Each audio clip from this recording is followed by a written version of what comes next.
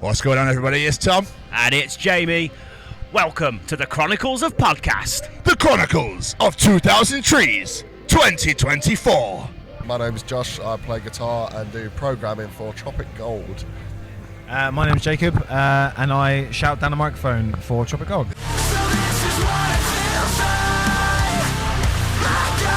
Nice. Love it. Absolutely brilliant. How's your personal Fridays been, guys? It's been alright. I genuinely thought this whole time it was Saturday. It literally is Friday, isn't it? Yeah. It actually is Friday. You know what? My Friday's just got so much better knowing that I've still got another 4 days off work. So, You're welcome. That's lovely. Thank you so much. Thank you, Chronicles Podcast. Not at all. Not at all. More than welcome. It's been good, hasn't it? It's been super busy. We've been non-stop since we got here this morning, but there's a lot of beautiful people here, and it's a really nice vibe. And it's been really nice. Everyone we've spoke to has just been so lovely, on and off of press or whatever it might be. Yeah. You know, everyone's just so chilled, and they're all just here to have a good time. So yeah, it's been rad. It's been really nice, man. I think that's the beauty of Trees, is that it's not massive to the point where it's a bit like fucking overwhelming, you know, you're not entirely sure. It's got a real nice family feel to it, hasn't it? Yeah, that's what we've been saying, isn't it? We've been saying like that everyone's like super like just here for the same reason, you know, like. It feels like everyone actually really cares about the music here, whereas like I think in maybe a larger setting, you know, like we played the Axiom stage, and before we'd even played, it was wall to wall, and like naturally just did not expect that. Like I didn't personally expect that. I was like, maybe people flood in when they hear us play, but like they were just instantly there. I mean, And we you were just shocked to be on walked the Axiom straight- stage anyway, weren't Yeah, we? I was pretty sure. I was pretty sure to be on a big stage anyway, like little old me. But it's very humbling, and I think I would very much like to come back. Yeah. Yeah, so Nice. we can make that happen. Yeah. We'll leave that with you. Can you make that Yeah. happen? James, if you're watching this, Yeah, if which you're you watching should this, be, James. I mean, I bloody well hope you are, to be honest. James, we played 6 songs, and for the first 5 my guitar didn't work, so I'd love to do it again next year. That would be great. How did you work around that? Just sing down the microphone. Well, funny. Well, we had an excellent front of house guy working with us today, and a lot of our music is obviously there is guitar, but it's not super like riffy. So he did some magic on the bass that we run through and the tracks, and filled it all out while we were sorting out the technical issues. And then we got there in the end. Like, we had some good crew with us as well, and Yeah. I mean the Trees crew are amazing. Yeah, amazing. I didn't Everyone's expect that. Like the stage crew for Axiom, like big Yeah. up yourselves, because like you guys, Yeah, they're incredible. awesome, Absolutely like, just incredible. so lovely, Yeah. so willing to help, so willing. Like I didn't lift a finger. I almost didn't lift a finger all day. I know. I was trying to. Yeah, I was like, I'm gonna I'll go. get that, and they were like, no, that's all I right. would It's my literally. job. I'm like, I literally carried I took one thing from the van and in, and I was like, I'm gonna go get some more stuff, and it was empty when I got there. Yeah. I was like, mental. I was like, another I was beer like, then. great. Wait, Jim, aren't you the vocalist, so don't you do nothing anyway but sit there, turn up, sing, and then fuck off? That's very mean. Very mean and untrue. Now, to be fair, I will say I'm only you joking. definitely break the mold with that sense, because you handle all of the in-ear rig, and yeah. Try to. Go Yeah. on, mate, love it. He's breaking Love the it. mold there, yeah. That's fine, I am. Yeah. I was only joking. Yeah. Please don't have Jacob, please. I swear. Jacob, please love me. Can I just have it back? I know I'm so. I didn't mean it. It's me, not you. We should probably talk about that, shouldn't we? How was it? Yeah, it was awesome. It was amazing, The wasn't crowd were like a joke, to be fair. Yeah, it was Like, crazy. You could tell they just wanted to listen to They music. just want it, you know, Yeah. and the kids in there just want it. And then they're not kids, like they're adults in there, like they just want it. You ask them to do something, you ask them to open up a pit, and that's it. It's And they're just just like, open, yep, and absolutely. it's like wall to wall, and they're just like, Yeah. yeah, right. It's like, and I'm like, Yeah. on 4 it's going to drop, and they're like, yeah, right. Yeah. And I was just there like, Cool. all right. I felt like I was going to have to work for this a bit more, but okay. Yeah, cool. It's easy. Yeah, so yeah, from that point of view, like absolutely amazing. Yeah, it was great, The wasn't it? sound was good. Like our front, like Josh said, our Sound front of house was guy was amazing. Yeah. We got a lot of confidence about that as well. Yeah. And even with tech issues, like all of the stage crew who didn't even need to get involved were all running around replacing. They were just replacing every single cable. So it was great, but the reception was amazing. I just had to just be a hype man to him and the crowd. So Nice. I was running around the stage. I was stomping around. And it straight up. Yeah. Saying, Tropic, go! Yeah, Tropic, I was like, that's Jake. go! Let's go! I kept asking for a mic because I just wanted to be like, just at random points. Like, yeah, literally.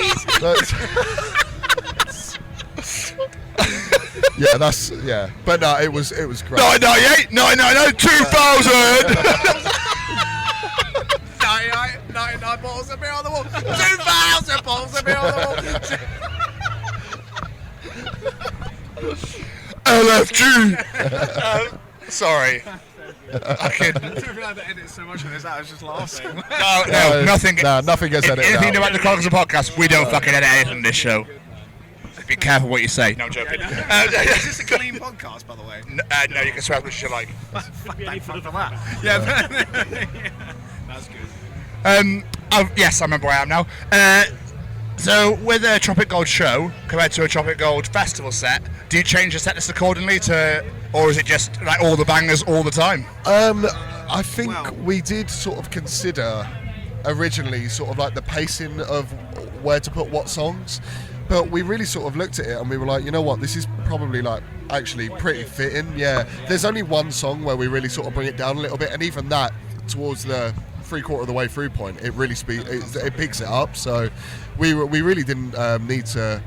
The thing that we were more cautious of when we were talking about coming here was it's the biggest stage we've ever played. So we were really just mindful of that and wanted to be like, present for the people who had come to listen, and we wanted to be like really like there and not just like standing and just playing our songs, because there is a performance element of it that comes to it, and if people are just fresh to you and they just walk past the tent or they're getting their chips outside the tent, you got to drag them in, and you got to get them to that point where you're just like, we're in it, like we are fucking here and we want to be here for this 30 minutes. So yeah, I think it was more of the performance side of it, wasn't it, really, than anything, rather than the set list that we were cautious. I personally felt like the set list. We played last night in London, supporting Calva Louise, which was an awesome set at the Amira in London, and that was great. And the crowd was so good there. That was such a good crowd. Such a good show, and so I felt quite confident coming into today that the set list was maybe in the best place it could possibly be, because we'd already kind of had that affirmation maybe from the crowd last night. And I know, obviously, that was a room of 400 people, and this is a tent of 4,000 people. So we were like, can it coincide? We're not really sure, but it did. It just did. Yeah, it was It great. just worked. Yeah. So we didn't change anything. It just worked out. So. Beautiful. So, us as a podcast, we're ambassadors for the Sophie Lancaster Foundation. Are you aware of the foundation and Sophie's story and whatnot? Yeah, very much. Yeah. So, what we're doing, we'll talk to people this weekend. We're basically trying to find out if you guys have ever been through anything like that, where you're treated differently or had stereotypes put upon you because the music you listen to, the way you dress, whatever it may be, being part of this family. Is this something you've experienced? Yeah. Oh God, we've talked about this a lot, haven't we? we've spoken about This is a really absolutely. basic the amount of times, this is such a low level, thing. The amount of times we've gone into shops, right? Security guard following us around. No way. Oh yeah. So yeah, and, Yeah. it happens all the time. At supermarkets, when we're on the supermarkets all self-checkout. time, and we're just trying to You gotta buy pay food, for that, We get followed all like- the time, and I don't know how old you guys are, but we're 31, 32. I've been pretty heavily tattooed since I was 19.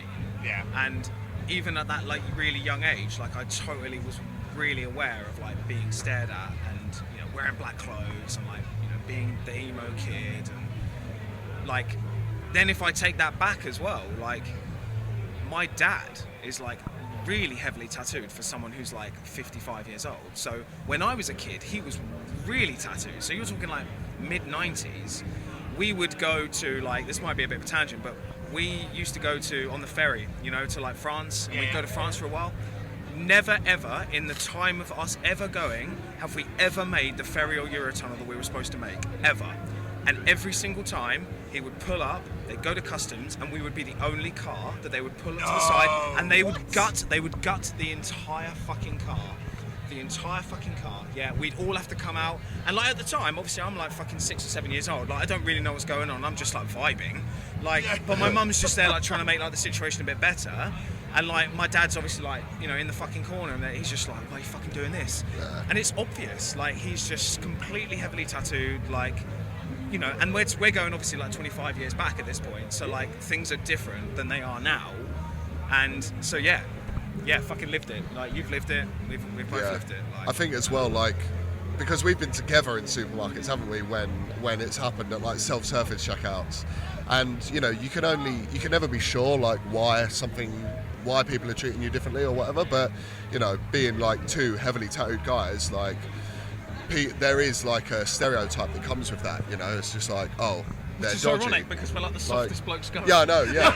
like just chat to us, and well, we've been chatting for 5 minutes, and we're chatting like we've been best mates forever. Yeah, like just chat to us because like, we're not unreasonable people, Yeah, and people I just want will my meal just, deal, bro. Like, Chickens is around. What's talking, bro?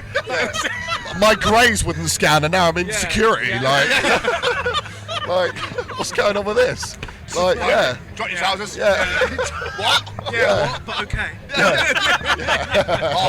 If you must. Well, if you must. So lame. It does happen, Lame, but it does happen. but fuck those people. Wouldn't be me. Yeah. Like, wouldn't be you. Wouldn't be us. We wouldn't do that. Like, those people are Obviously, fuckers. like what you're saying, for some people, It's they pay the ultimate. Yeah, obviously, like for some people, like they pay the ultimate price for a lot of people's. Just being assholes. Basically, and it baffles me because, like you've literally just said, then people in this community are the nicest fucking people. Someone in a mosh pit falls down, you pick them back up. Yeah. Like we have fun together. Like, Definitely. as you just said, we've been sat here for 5 minutes having a great time, and it's rare you find that in the streets with the normal. I fucking hate saying normal people, but you know what I mean. Yeah. People that aren't in this community. So it blows my mind those stereotypes are labelled upon us. It really does. Yeah. But obviously, back at what happened to Sophie was 2007 when we were growing up. It's quite a while ago. Now we bring it to the modern day, 2024. Do you think it's got easier to be part of this community in the big outside world, or is there still work to be done? Well, personally for me, I think it's different, but only because I'm not, I was 15 in 2007, so like, I was maybe even at the, I wasn't an adult, like I was of an age where I was still kind of finding myself and finding like, that was probably a pivotal moment for me at 15 where I was really finding the sound of music that I wanted to be a part of, and the maybe like the group identity that I wanted to be a part of, as much as I don't really like group identities, like we did find like a group identity that we became, like likewise you did too. So for me, I think now I don't find it so hard to like just brush it off because I'm 31. like I think there's a big difference. I think we are very lucky that we get to see the pleasant side of it, in that we're not just like tattooed guys just like going about normal lives. Like, we're really lucky with like this journey that we're on with music. So the conversation quickly goes from just being like a part of this community to like being like journeying with the community as well. I'll be talking about band, talking about what shows we're playing, things like that.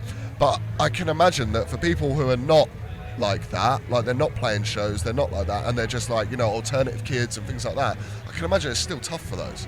Like, it's still got I can imagine it is. Like, I think the alternative nature of some people can often get sidebarred when you've got something else to like showcase as well. It's like people will talk about a band, they'll be like, oh, you're tattooed because you're in a band, like, whereas like whereas if someone, it's not like that. No, well, we like art. yeah. We like art. We express art. Sorry, yeah, well, we like. Sorry, we like art.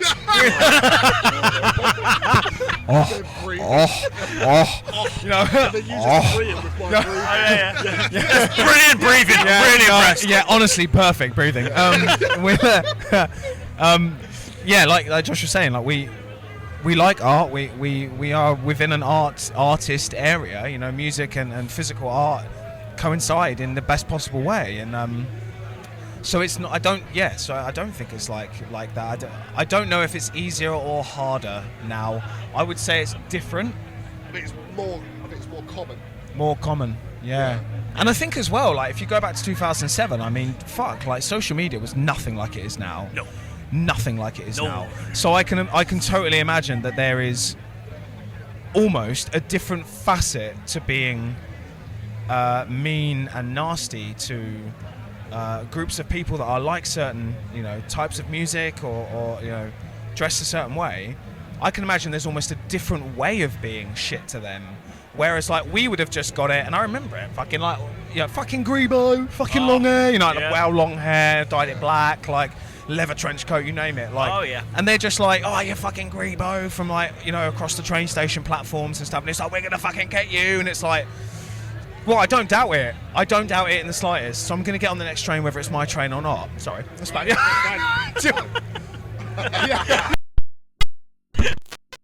Can I have that back? You can, yeah. I mean, slightly hope it's been happening all the time. It's going to happen all night, please. So, like, yeah, I don't doubt for a second that in 2007, when I was getting shouted slurs, that they weren't going to come and get me. Because I totally imagined that they probably would have. Yep. And I was lucky enough to, like, maybe just be street savvy enough to be like, this isn't my bus, but I'm going to get on it. And I'll work it out later. Do you know what I mean? And maybe now, like, what I'm trying to say is that people are getting attacked from not just in the real world, but like TikTok, Instagram, all the shit we didn't have in 2007. They're getting fucking just absolutely dragged on that shit. Like, it's horrible. It's a tough world, It is. Tough world. I think it's really important what you say. Like, I don't think it's getting better per se. It's just changing. Yeah. Like you say, they're just getting us in a different way. Yeah. But I do hope it becomes a more tolerant world. I think there is aspects where it is getting better, like you're saying with social media, because you can find your people on there. But at the same time, the arseholes can find you. So, yeah it's finding that world. Yeah. But yeah, for sure. Is that July 9th, you release your single Happy? How has that been received? It's been great, hasn't it? Yeah, it's been like, good. Yeah. Yeah, everyone's been like so gassed about it. Yeah. After we did What a Wonderful Experience last October, I mean, we're very much like always writing. We're always like, we're in the studio 3-4 days a week, so and that's religious every single week. There was a period where we were sort of like, I feel like we were just trying to write more of What a Wonderful Experience, or it was just it just kind of kept happening because we didn't really like take a break after we finished that EP and then going into the next sort of lot of music. There was no stop for a bit, and then we've been saying a lot, haven't we, that like we were very focused on, we really didn't want to become like a metal band. We've always been really careful, like it's why we picked our name. We didn't want to fall into a metal genre. But then we kind of just said, fuck it, didn't we? And we just wanted to write something heavy. So then like you get to like the bridge of Happy and it's like double drop D, it's so heavy. And that's like probably the least heavy song that we've got right now with Happy. So we're really excited to like push more just like fucking angry shit out there as well. Because we're fucked off, aren't we? We're fucked off, mate. Yeah, I'm fucking angry, man. Yeah, man. I'm angry. I was in London for, like I said, for the Calvin Louise show yesterday. We were in London for like 4 or 5 hours. I didn't see Keir Starmer once.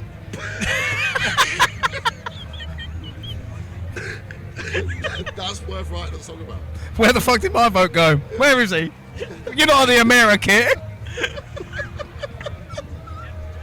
Not where I saw that going. Yeah. So like on a genuine, like our roots. Don't even get me started on the lack of Paddington Bear that I saw yesterday as well. Like a Paddy Bees. Paddy Bees and Key Stars. Yeah, Kiri Storms. Absent. That's not London. Yeah. Didn't even see the Queen. Yeah.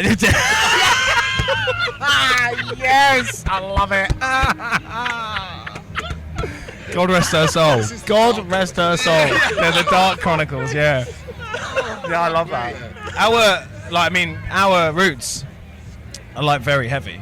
Before we spoke about this on other podcasts, like before we really were releasing even our first singles with Tropic Gold, like way back in like 2018. Before 2018, we were a band for like 2 years before that, just writing. And like we didn't have a name, we didn't have an Instagram, we had nothing. We were just in a room writing constantly. And fuck, we had so many projects that were like either finished, like recorded. We spent thousands going to like studios in Wales, like to record like full songs, like they were mastered, and we were just like not good enough to release it. It was mad. It was mad, mate. So we've got like, yeah, it's mad. So like you know, we really do have like a lot of stuff back there that's just like never been used because we evolved. We felt like internally we were evolving so quickly that we couldn't keep up with ourselves. We were just like, nah, we want it to be like this now. We want it to be like this now. And then until we finally came to a point in time where we were like plateauing a little bit, where we were like, maybe now's the time. This song is the time. So like our roots before What a Wonderful Experience and before Do You Feel It as well, which is the EP before that, like we were considerably heavier than we are now. And even when I like met you, even when me and you started writing together, like you weren't singing. Like you were never singing.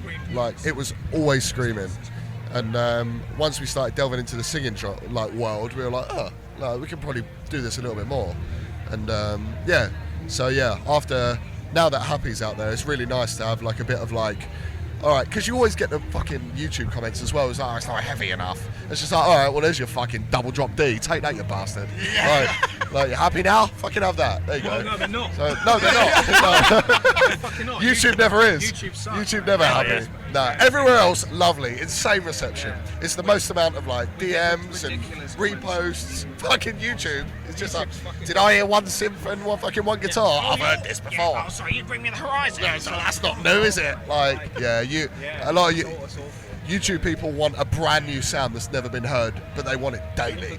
Like they want it every single day. Exactly. It's just like no one's out here fucking reinventing the wheel. Sure, everyone wants to be like, everyone's got their identity and stuff, but but I think Happy for us is the first sort of like snapshot of like what we're doing at the moment with writing, and it's fun. It's good. It's fun. We're enjoying it.